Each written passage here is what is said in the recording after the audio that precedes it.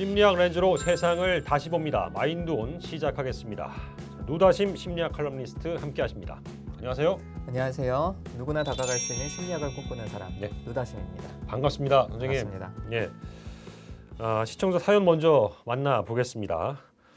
안녕하세요. 저는 아이 둘이 있는 30대 주부입니다. 평소에 남들보다 근심 걱정이 참 많은 편인데요. 제가 느끼는 걱정과 불안의 종류는 정말 다양합니다. 예를 들어 TV에서 화재가 났다는 뉴스를 보면 저도 모르게 우리 집에 불이 난 상상을 하게 되고 며칠 동안은 실제로 그런 일이 일어날까 봐 잠을 쉽게 이루지 못합니다. 또 라식 수술을 하고 싶어서 수술 예약까지 해놨지만 예약한 순간부터는 자꾸 수술로 인해 실명 같은 부작용이 생기면 어쩌나 하고 최악의 상황을 생각하게 됩니다. 결국 예약한 날에 수술대에 누웠다가 불안감을 떨치지 못하고 수술을 취소하고 나오기도 했습니다. 또 사고를 걱정하며 비행기나 배를 타지 못하고 혼자서는 두려워서 운전도 못합니다. 여러 불안과 걱정이 과하게 많아졌는데요. 주위에서는 너무 마음이 여려서 그렇다라고 위로를 해주곤 하는데 저는 이런 제 성격을 이제는 고치고 싶다는 생각이 듭니다. 어떻게 해야 할까요?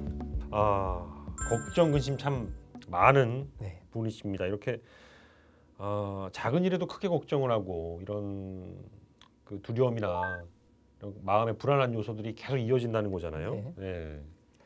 사실 이렇게 걱정하고 불안해하시는 분들이 굉장히 많죠.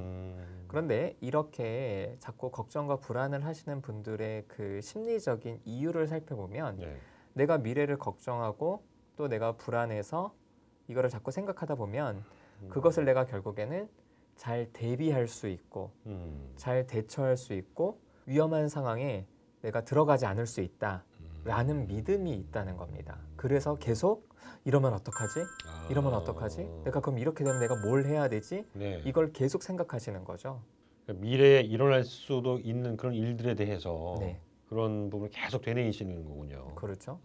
그런데 심리학자 어니 젤린스키의 연구에 따르면 우리가 걱정하는 일들 중 실제로 발생하고 그래서 우리가 조치를 제대로 취할 수 있는 일은 4%밖에 안 된다고 합니다. 미미하다. 그렇죠. 그러니까 사실은 우리가 걱정하는 일들 대부분은 일어나지도 않거나 그게 일어난다고 했을 때도 우리가 사실은 대처할 수 없다는 거죠. 그러니까 대처할 수도 없거나 일어나지도 않을 일에 대해서 우리는 이거 일어나면 어떡하지? 내가 어떻게 대처해야 되지를 계속 생각하면서 계속 힘들어하고 그것 때문에 고통을 계속 받고 있는 거나 마찬가지죠. 불안이나 걱정이 큰 분들이 좀 계세요. 이런 분들은 왜 그러신 거죠? 타고나는 건가요, 이것도? 유전적인 요소가 있습니다. 있어요? 네. 그러니까 유전적인 요소가 우리의 생각보다는 좀 훨씬 큽니다. 그렇구나. 그러니까 기본적으로 기질적으로 유전적으로 좀 마음이 편안한 분들이 있고요. 또 기질적으로 불안하신 분들이 있어요. 그런데 뭐 그것만을 가지고서는 다 설명을 할 수는 없습니다. 왜냐하면 유전자가 동일한 일란성 쌍둥이도 다른 성격을 가지고 살아가는 경우들이 있으니까요. 여기에 더해서 개인이 겪었던 사건, 사고의 경험도 중요합니다. 어렸을 적에 겪었던 어떤 가정 안의 불화, 그리고 친구들과의 관계에서 겪었던 그런 힘든 일들, 그리고 실제로 살면서 겪은 사건, 사고 이런 경험들이 더해지면 이렇게 걱정과 근심이 많아질 수 있고요. 또 자기가 직접 그걸 겪지 않았더라도 각종 사건과 사고, 뉴스 통해서 접하는 그런 얘기들, 그리고 SNS를 통해서 우리가 어떤 사건이 딱 일어나면은 SNS에 그게 쫙 퍼져서 나가잖아요. 요즘에는 이제 그런 것들을 계속 보다 보면은 걱정, 근심, 나한테도 이런 일이 생기면 어떡하지? 이것이 끊임없이 계속 반복이 될 수 있는 거죠. 이 시청자분의 사연을 보고 가늠해 보면 뭔가 치료 접근이 필요한 정신과적 질환이다. 이렇게 좀 미뤄볼 수 있나요? 사실은 이 분의 증상을 보통 그냥 일반적으로는 과잉 근심 증후군이라고 요즘엔 또 표현을 해요. 근데 이거는 좀 정신의학적인 말은 아니고요. 이런 상황이 정말 더 심해져서 어떤 정신과적인 그런 어떤 접근 그리고 심리치료가 필요하다. 이렇게 이 정도까지 갈 경우에는 범불안 장애라고 합니다. 쉽게 말해서 불안이 모든 곳에서 다 불안을 느낀다는 거죠. 그래서 범불안 장애라고 진단을 정신건강의학과에서 내리고요. 그러면은 그것에 대한 어떤 약물 치료, 처방 그리고 또 심리 치료가 필요한 상황이라고 할 수 있죠. 좀 관련해서 부연을 좀 해주세요. 이 범불안 장애라는 진단을 내리려면요, 심리학자들과 정신과 의사들이 정신장애 진단을 내리는 이 기준집, 기준책이 있습니다. 그게 DSM 이라고 불리는 진단 기준인데요. 이제 지금 사용하고 있는 것은 5판인데 DSM 5판에 따르면 범불안 장애로 진단을 내린다면 몇 가지 조건이 충족이 돼야 돼요. 과도한 근심과 걱정이 6개월 이상 지속이 돼야 돼요. 6개월 이상. 그리고 이 걱정을 통제하는 게 어렵다고 느껴야 됩니다. 또 세 번째는요. 제가 지금 말씀드리는 6가지 증상 중에 3가지 이상이 해당이 돼야 되는데요. 초조한 거. 가만히 있어도 굉장히 초조하고 또 그러다 보면 또 쉽게 피로해져요. 계속 신경을 쓰니까. 그리고 어떤 일에 집중하기가 어렵습니다. 그리고 또 신경 과민, 굉장히 예민해진 상태.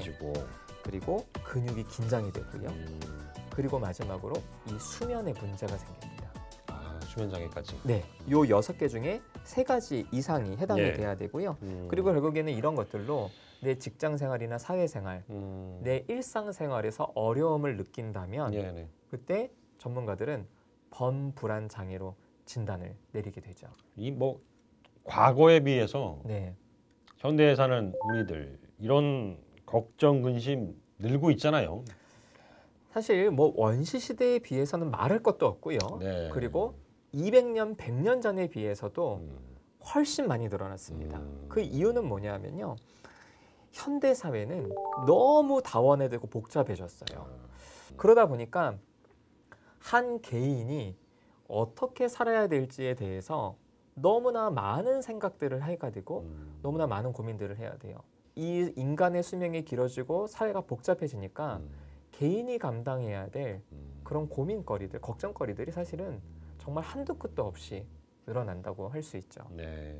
한편으로는 이 우리 사회가 아주 걱정 덩어리들을 옜다 하고 안겨주는 것 같기도 하고요. 그렇죠. 매스컴 통해서도 이런 불안 그리고 걱정을 일으킬 수 있는 그런 부분들을 많이 접하잖아요. 그렇죠. 이런 게 좀 증폭시킬 수도 있다. 그런 영향이 분명히 있을 것 같아요. 지금 우리가 코로나 시대를 살고 있잖아요. 그리고 뿐만 아니라 각종 사건과 사고, 그리고 해외에서 벌어지는 사건과 사고, 전쟁, 기아, 엄청나게 많은 문제들, 또 우리가 남극, 북극 얘기도 많이 듣잖아요. 뭐 빙하가 무너졌네, 뭐 그래서 이런 온갖 정보들이, 부정적인 정보들이 우리에게 너무나 쉽게 다가오면서 사람들의 심리적인 영향을 굉장히 많이 받습니다. 그래서 원래는 자기가 직접 겪은 그런 트라우마에 대해서 겪게 되는 후유증들을 외상후 스트레스 장애라고 하는데 예전에는 외상후 스트레스 장애를 진단을 내리려면 본인이 직접 겪어야 됐어요. 그런데 이제는 기준이 바뀌었습니다. 그렇구나. 그런 소식을 반복적으로 듣기만 해도 사람들이 똑같은 증상을 보이기 때문에 간접 경험도 이제 외상후 스트레스 장애로 진단할 수 있는 기준에 포함이 됐거든요. 이런 것처럼 우리가 국가적인 재난이나 어떤 사건 사고들을 계속 접하면 이런 근심과 걱정은 점점 더 증폭이 돼서 우리 마음을 괴롭게 한다고 할 수 있죠. 이런 현대인들이 갖는 이런 충동이라든가 불안 이런 게 생기게 되는 그 밑바닥에 깔려 있는 그런 배경은 뭐라고 보세요? 현대 사회가 너무 분열되고 단절되고 파편화되어 있다는 게 문제입니다. 파편화돼 있다. 우리가 뭐 핵가족은 뭐 산업화 사회 이후로 자연스럽게 받아들여졌는데 이제는 핵가족을 넘어서서 1인 가구, 독거노인이 너무 많아졌어요. 많아졌죠. 정말 많아졌죠. 그렇죠? 혹은 같이 살고 있기는 하지만 소통 단절. 특별히 자신의 욕구와 감정을 가까이 있는 가족들한테도 드러내지 못하고 인터넷에다가 저 힘들어요, 저 죽고 싶어요라고 말하는 수많은 어떤 청소년들, 성인들이 많거든요. 그래서 이 공동체가 붕괴되니까 이 공동체 안에서 서로가 서로를 지켜주고 도와줘야 될 이런 사회 안전망들이 다 무너졌다는 게 사실 문제입니다. 그래서 이제는 모든 것을 개인이 책임져야 되는 세상이 된 거예요. 그러니까 예전에는 굉장히 힘들 때 공동체가 좀 안정되면은 그 주변에 있는 사람들이 같이 슬퍼하고 같이 도와주고 하는데 이제는 그럴 수 있는 관계들이 많이 단절이 됐어요. 앞으로 일어나지 않을 일에 대해서 수시로 걱정을 하는 것을 두고 증후군도 또 생겼더라고요. 램프? 네. 램프 증후군인가요? 네. 걱정하지 않아도 되고 편안하게 있을 수 있는 상황에서 램프에서 진이를 불러내듯이 계속 걱정을 하는 것을 이 램프 증후군이라고 하더라고요. 그래서 이제는 진이를 불러낼 시간이야. 그래서 계속 걱정을 불러내서 그 걱정을 계속 곱씹는 그런 현상들을 가리키더라고요. 네. 이런 램프 증후군이 최근에는 뭐 공포 마케팅 같은 데도 쓰이더라고요. 네, 맞습니다. 우리가 끊임없이 이 미디어 또 각종 매체를 통해서 수많은 정보와 광고를 듣고 있잖아요. 그런데 인간을 가장 빠르게 움직일 수 있는 게 이 공포, 불안 마케팅인데요. 자극적인. 그렇죠. 그런 것들에다가 인간에게 가장 원초적인 걱정거리를 계속 심어줘서 이것을 계속 움직이게 하는 겁니다. 예를 들어서 학생들한테는 이거 공부하지 않으면 너만 떨어질 거야. 이런 걱정들 하게 되고요. 네가 뭘 놓치고 있을지 몰라. 내가 알려줄게. 이런 어떤 표현들. 그리고 당신이 지금 이렇게 미래를 준비하지 않으면 당신은 비참하게 노후를 맞이할 것이다. 계속 미래에 대한 걱정 메시지들을 계속 주는 거예요. 그런 이야기들이 처음에는 무시가 돼도요. 어느 순간 그런 것들이 우리의 뇌에 저장이 되면은 진짜 내가 지금 뭔가 해야 될 것 같은데 이거 내가 준비하지 않아서 나만 불이익을 겪는 거 아니야?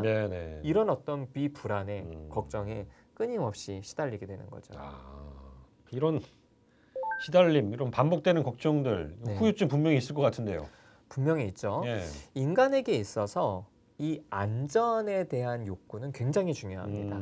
자, 미국의 심리학자 매슬로우는요. 인간의 욕구를 위계적으로 5개를 설정했어요. 가장 기본적인 욕구는 생존의 욕구, 생리적 욕구입니다.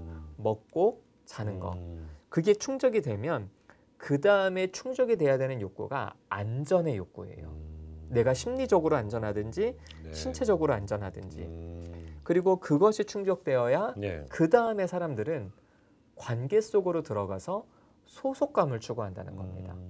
그리고 그게 추구가 되어야 내가 좀 존중받고 싶어하고 그게 충족이 되어야 진짜 내가 누구인지를 고민하게 되는 자기 실현까지 이렇게 위계적으로 가는데 안전의 욕구는 생리적인 생존의 욕구 그 다음에 추구돼야 될 기본적인 욕구라고 할 수 있죠. 그러니까 우리가 안전감을 못 느끼면요. 친구 관계 필요가 없어지는 겁니다. 피폐해지는군요. 그렇죠? 내가 지금 먹고 살아야 되는데 안정감을 못 느끼면은 내가 어디에서 존중받아야 되는 것도 중요하지 않아지는 거예요. 내가 누구지? 내가 앞으로 어떻게 살아야 되지? 자기 실현 욕구도 중요하지 않을 정도로 이 안전 욕구는 굉장히 큰데요. 어쨌든 이런 반복된 걱정들은 이 안정감을 위협하기 때문에 인간에게 있어서는 정말 삶을 뒤흔들 정도의 그런 큰 후유증을 초래한다고도 할 수 있죠. 사연 주신 시청자분을 위해서 솔루션 한번 꺼내보죠. 지나친 걱정 피할 수 있는 방법 있습니까? 피할 수 없다면 어차피 부딪혀야 되잖아요. 그렇죠. 부딪혀서 이겨낼 수 있는 방법을 말씀드리겠습니다. 이른바 걱정 관리. 걱정 관리요? 네. 걱정을 관리하자는 겁니다. 우리가 걱정을 피할 수 없다면 걱정을 관리하자. 자, 어떻게 관리하느냐? 2가지를 말씀드릴 거예요. 첫 번째로 구체적으로 걱정하셔라. 무슨 얘기냐면요. 사람들은 누구나 걱정을 하지만 그 걱정의 이야기를 들어보면은 대부분 모호합니다. 구체적으로 걱정을 하시라는 거예요. 다시 말해서 내가 지금 아무런 경제적인 준비를 하지 않으면 내가 노후에 뭐 완전히 길에 나앉아야 되는 거 아니야? 이런 걱정을 하는 분들한테 제가 물어요. 노후에 경제적으로 어려워진다는 게 구체적으로 어떤 걱정이 되는 거냐라고 묻습니다. 아니, 내가 노후에 한 푼도 없지 않을까요? 그럼 본인이 말하는 한 푼도 없다는 게 뭘 말하는 거냐? 아니, 진짜 돈을 영원, 통장 잔고가 영원이 될지 모르겠다. 그럼 제가 그러죠. 혹시 회사에서 연금 안 내냐? 혹은 국민연금, 사회에서 주는 연금들, 그리고 본인에게 있는 어떤 보험 상품들 없냐? 그리고 경제적으로 완전히 어려워졌을 때 우리 국가나 사회가 경제적으로 도와주지 않을 것 같냐? 라고 이렇게 구체적으로 물어요. 그렇게 구체적으로 묻다 보면은 자신의 걱정이 사실은 비현실적이었다. 그래서 사람들의 걱정을 이야기하다 보면요, 구체적이지 않기 때문에 오히려 그 걱정이 계속 꼬리에 꼬리를 물어서 더 커지는 부분들이 있기 때문에 첫 번째는 구체적으로 걱정을 하라고 말씀드릴 수 있습니다. 그러면 이게 구체적으로, 요 단어가 제가 좀 더 궁금한데, 구체적으로 하는 걱정은 어떤 겁니까? 그러니까 아주 보다 디테일하게 좀 말씀을 드리면 저는 걱정을 하실 때 구체적으로 하기 위해선 첫 번째로 써보셔라. 글로 써보시라고 얘기를 합니다. 왜냐하면 우리의 머릿속에서 하는 걱정들이 사실은 모호하게 걱정하면 이게 계속 꼬리에 꼬리를 물어가는데요. 그걸 손으로 쓰기 시작하잖아요. 그러면은 내 이성을 거쳐서 정리를 하게 됩니다. 그러면 쓰면서 아, 이건 좀 말도 안 된다, 이렇게 혼자 느낄 수도 있고요. 이거는 좀 말이 되는데, 이렇게 느낄 수도 있어요. 그러면서 손으로 써보면서 보다 구체적으로 하나씩 짚어갈 수가 있고요. 자, 두 번째로는 그렇게 쓰신 다음에 걱정을 좀 구분해 보셔라. 자, 어떻게 구분하냐? 실제로 일어날 수 있는 일인지 없는지를 구분해 보셔라. 자, 일어날 수 있다면 그 가능성이 대략 몇 % 정도 되는지를 한번 생각해 보고 인터넷 검색을 통해서 찾아보셔라. 그리고 그것이 실제로 일어날 수 있다면 나한테 영향을 미칠 수 있는지 이거를 생각해 보셔라. 세 번째, 영향을 미칠 수 있다면 내가 대처할 수 있는지, 그래서 일어날 가능성, 나에게 미치는 영향, 내가 대처할 수 있는 방법, 요 세 가지를 한번 적어보시라고 이야기를 하는 거예요. 만약에 적어보니까 일어날 가능성이 좀 적다, 10%도 안 된다, 10%도, 그러면 그거는 거의 안 일어난다고 보는 게 맞다. 근데 일어날 가능성이 많은데 나한테 영향을 별로 안 미쳐. 그럼 그것도 걱정할 필요가 없다. 일어날 수도 있고 나한테 영향을 미칠 수도 있는데 내가 대처할 수 있는 게 없다. 그럼 그때는 내가 걱정을 할 이유가 없다. 일어날 수 있고 나한테 영향을 미칠 수 있는 내가 대처할 수 있는 게 있다. 그럼 그거는 어떻게 대처할지를 써보자는 거예요. 이렇게 하나씩 하나씩 하다 보면은 사실은 구체적인 걱정은 해결 방법으로 발전이 될 수 있습니다. 이것이 구체적으로 걱정하는 방법이에요. 그런 방법이 있군요. 전략이 하나 더 있는 걸로 알고 있는데 두 번째는 뭔가요? 시간을 정해놓고 걱정하시라는 겁니다. 시간을 정해요? 네. 그래서 일주일 중에 내가 무슨 요일, 무슨 시간부터 언제까지는 내가 걱정 타임으로 하겠어. 그래서 일상에서 이거 걱정되는데, 그러면 일단 적어놓고 이거 내가 걱정 타임 때 걱정할 거니. 나중에 걱정하자. 그렇죠. 그래서 걱정할 수 있는 시간을 국한시키시면 다른 시간 동안 걱정해서 좀 벗어날 수도 있다는 겁니다. 마치 이런 거나 마찬가지죠. 내가 배가 고픈데 이따가 밥 먹을 시간이 없으면 계속 스트레스 받거든요. 이따 밥 먹을 시간이 있어요. 그럼 이따 먹어야겠다. 이따 뭘 먹어야지라고 하면서 이 시간 동안 거기에서 좀 벗어날 수 있듯이 걱정할 수 있는 시간을 정해놓으면 일상에서의 걱정을 좀 줄일 수 있고요. 더 좋은 거는 장소까지 정해놓는 겁니다. 걱정 장소. 그래서 내가 직장에서 직장은 걱정하지 말고 내가 언제 내가 내 방 책상에 앉아서 걱정을 해야겠다라고 해서 시간과 장소를 딱 정해놓으면요. 우리가 앞에서 말씀드렸던 범불안 장애, 이 범불안 장애는 어디에서든지 언제든지 계속 그 걱정과 불안 때문에 힘들어하는 거거든요. 그 시간과 장소를 국한시키면은 다른 곳에서는 조금 더 편하게 지낼 수 있다. 이게 바로 두 번째 전략입니다. 그런 효과를 이끌어낼 수 있군요. 그런 걸 네, 통해서. 맞습니다. 어떨 때는 갑자기 막 그런 게 밀려올 때가 있어요. 걱정, 그렇죠. 불안 같은 게. 이럴 때 혹시 뭐 이렇게 마인드 컨트롤을 그 순간에 네. 해낼 수 있는 방법, 팁, 뭐 그런 것도 있나요 혹시?